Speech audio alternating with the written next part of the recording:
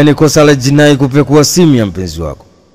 Mkaguzi msaidizi wa Jeshi la Polisi Tanzania kitengo cha dawati la jinsia, ulinzi wa watoto makao makuu ya kipolisi Dar es Salaam, Afande Wilford Wila amewakumbusha Tanzania kuwa kwa mujibu wa Katiba ya Jamhuri ya Muungano wa Tanzania ni kosa la jinai kupekua simu ya mpenzi wako au simu ya mtu mwingine yeyote bila ridhaa yake. Akizungumza baada ya kutoa semina kwa makundi maalum likiwemo kundi la polisi jamii, makundi mbalimbali mkoani Geita, Afande Wila amesema amelazimika kuwakumbusha hayo kwa kuwa kumekuwa na changamoto kubwa sana katika familia, hasa kwa mke na mume kugombania simu kwa nia ya kutaka kupekua, kutazama kilichomo. Afande Wila amesema unakuta mwanamke au mke anagombania simu ya mume au mume anagombania simu ya mke, sio kwa nia njema ila kwa nia ovu, kwa lengo la kupekua simu ya mwenzie. Kwa mujibu wa Katiba ya Jamhuri ya Muungano wa Tanzania, kila mtu ana haki ya faragha na usiri. Taarifa zake, mambo yake anayofanya kuwa faragha, anafanya yeye kama yeye faragha. Kwa hiyo ukifanya hivyo bila ridhaa yake, kuchukua simu yake na kuanza kuipakua, hilo ni kosa la jinai. Ni taarifa kutoka Geita. Hatimaye mkaguzi msaidizi wa Jeshi la Polisi Tanzania kitengo cha dawati la jinsia, ulinzi wa watoto makao makuu ya kipolisi Dar es Salaam, Afande Wilford Wila amewakumbusha Tanzania kuwa kwa mujibu wa Katiba ya Jamhuri ya Muungano wa Tanzania ni kosa la jinai kupekua simu ya mpenzi wako au simu ya mtu mwingine yoyote bila ridhaa yake. Tundu Lissu atengua uteuzi wa Catherine Ruge. Mwenyekiti wa Chama cha Demokrasia na Maendeleo Chadema Taifa Tundu Antipas Lissu ametengua uteuzi wa mjumbe wa sekretarieti maalum wa dawati la jinsia wa Chama cha Demokrasia na Maendeleo Chadema Catherine Ruge. Taarifa hiyo imetolewa na mkurugenzi mawasiliano na uenezi wa Chama cha Demokrasia na Maendeleo Chadema Brenda Lupia, huko akisisitiza kuwa no reform no election inaendelea kuchanja mbuga kanda ya kusini. Itakumbuka Catherine ni miongoni mwa watiania wa uchaguzi mkuu wa mwaka 2025 kutoka Chama cha Demokrasia na Maendeleo Chadema waliojiita G55, waliotoa waraka wa kupinga maamuzi ya Chama cha Demokrasia na Maendeleo Chadema kuzuia uchaguzi mkuu wa mwaka 2025 endapo mabadiliko ya mfumo ya uchaguzi hayatafanyika. Endapo baada ya waraka huo kusambaa kwa watu kujiuliza kama Catherine ameweka sahihi yake mwenyewe, baadaye Ruge aliandika na kuthibitisha kuwa ni sahihi yake. Ni taarifa kutoka jijini Dar es Salaam. Hatimaye mwenyekiti wa Chama cha Demokrasia na Maendeleo Chadema Taifa Tundu Antipas Lissu ametengua uteuzi wa mjumbe wa sekretarieti maalum wa dawati la jinsia wa Chama cha Demokrasia na Maendeleo Chadema Catherine Ruge. G55 watoa kauli. Wagombea ubunge wa mwaka 2020 na watiania kugombea ubunge mwaka 2025 kupitia Chama cha Demokrasia na Maendeleo Chadema wanaojiita G55 wamesema wanaunga mkono kufanyika kwa mabadiliko katika mfumo wa uchaguzi, yani reforms, lakini hawaungi mkono Chama cha Demokrasia na Maendeleo Chadema kuzuia uchaguzi, yani no election. Akiongea jijini Dar es Salaam kwa niaba ya G55, John Mlema amesema tunawasilisha mchango wetu wa mawazo kwa maandishi kama ifuatavyo. Moja, sisi ni kundi la G55.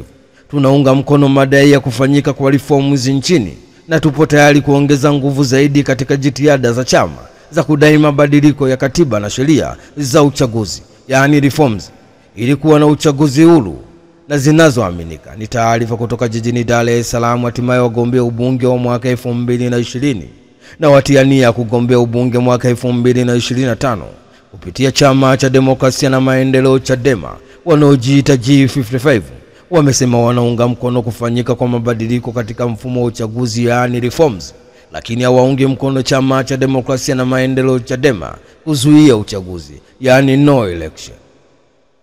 Maesiro ateuliwa kuwa mwenyekiti wa bodi ya STAMI.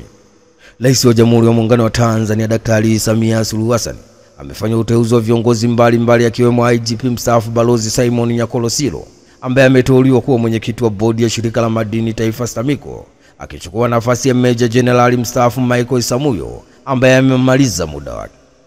Rais wa Jamhuri ya Muungano wa Tanzania Daktari Samia Suluhu Hassan amemteua pia Profesa John Wajanga Aaron Kandolo wa mwenyekiti wa kamisheni ya Tume ya Taifa ya Sayansi na Teknolojia, akichukua nafasi ya Profesa Makenya Abraham Enolasi Maboko ambaye amemaliza muda wake. Mwingine aliyeteuliwa na Rais wa Jamhuri ya Muungano wa Tanzania ni Profesa Emmanuel Njema kwa mwenyekiti wa Baraza la Uongozi wa Chuo cha Usimamizi wa Fedha IFM kwa kipindi cha pili. Pia mhandisi Mwanaisha Rajabu Tumbo ameteuliwa kwa mwenyekiti wa bodi ya ukurugenzi Baraza la Taifa la Hifadhi ya Usimamizi wa Mazingira NEMKI, akichukua nafasi ya Profesa Asnath Changu ambaye amemaliza muda wake.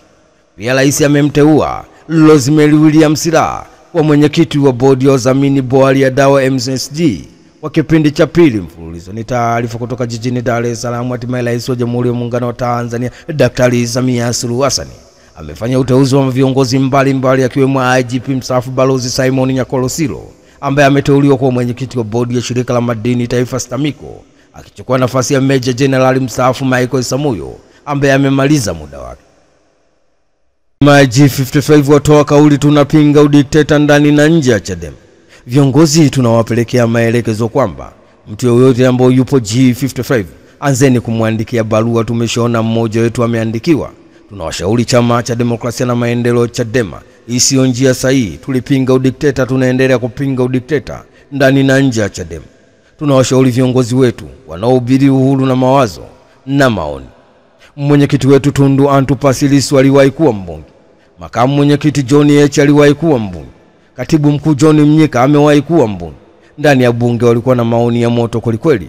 Walipotaka kuzuiwa na spika kupewa adhabu au kutolewa nje ya bunge, tulisimama kama taifa kwamba maoni yao yasikilizwe na ndani ya Chadema. Leo tunawataka viongozi wasiogope kusikiliza maoni mbadala. Watu waache wawe huru. Kama Chadema tukianza kuzuia watu wetu kusema hivi, mnataka wananchi wakaseme vipi? Hatutaki kuiga tabia za Chama cha Mapinduzi CCM kwamba mwanachama alioji kwamba uteuzi wa mgombea urais au kufuata katiba na chama wakaagiza wilaya imfukuze wanachama.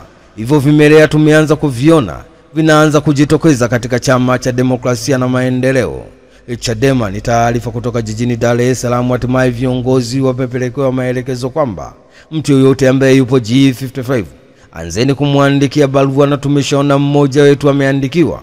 Tunawashauri Chama cha Demokrasia na Maendeleo Chadema, hii njia sio sahihi. Tulipinga udikteta na tunaendelea kupinga udikteta ndani na nje ya Chama cha Demokrasia na Maendeleo Chadema. Tunawashauri viongozi wetu wanaohubiri uhuru na mawazo na maoni. Hatimaye Daktari Nchimbi atoa kauli hakuna wa kuzuia uchaguzi.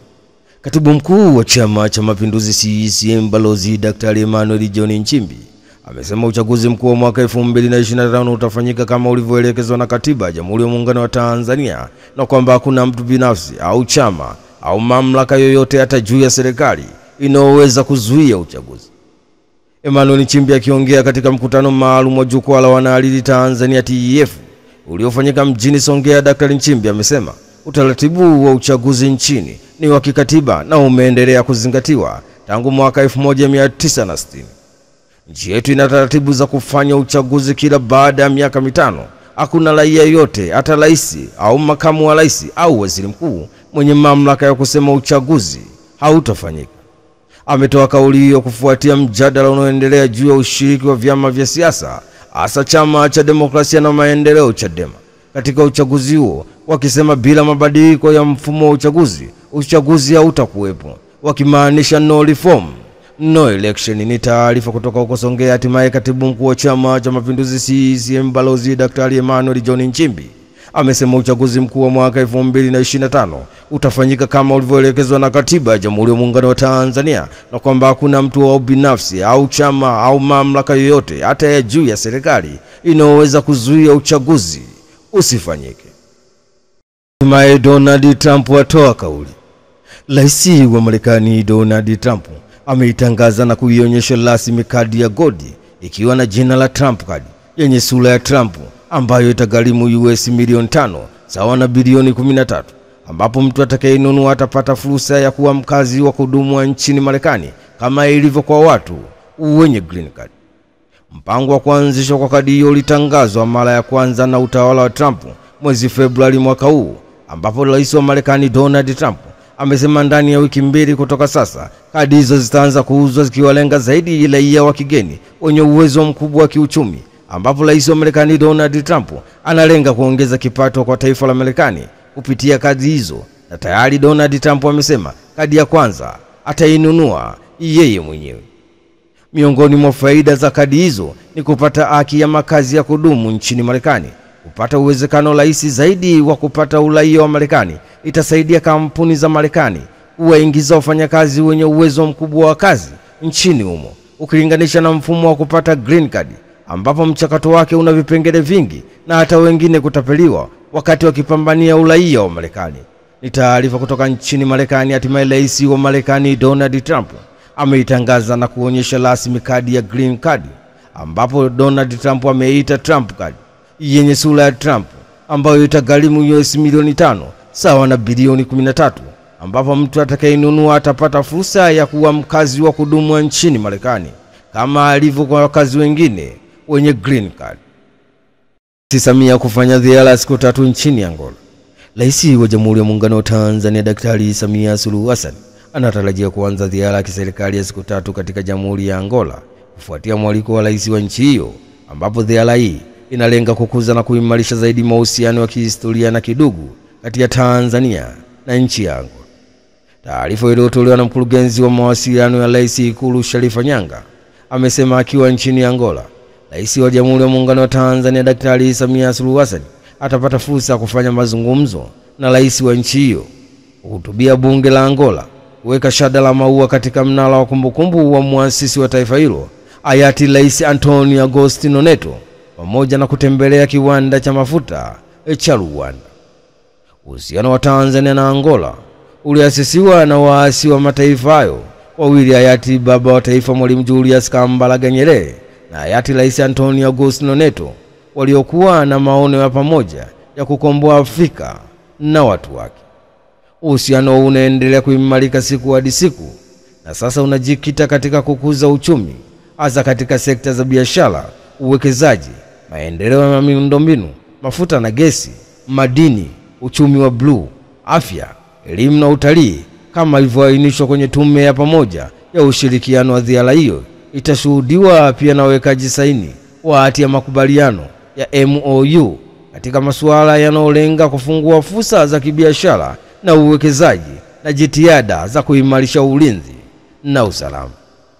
Rais wa Jamhuri ya Muungano wa Tanzania Daktari Samia Suluhu Hassan amealikwa pia na spika wa bunge wa Angola Caroline, ambaye naye pia ni mwanamke, kuhutubia bunge la nchi hiyo, na atakuwa na rais wa kwanza mwanamke kutoka barani Afrika kuhutubia bunge la Angola. Ni taarifa kutoka huko nchini Angola. Hatimaye rais wa Jamhuri ya Muungano wa Tanzania Daktari Samia Suluhu Hassan anatarajia kuanza ziara ya kiserikali ya siku 3 katika Jamhuri ya Angola kufuatia mwaliko wa rais wa nchi hiyo, ambapo ziara hii inalenga kukuza na kuimarisha zaidi mahusiano ya kihistoria na kidugu kati ya Tanzania na nchi ya Angola.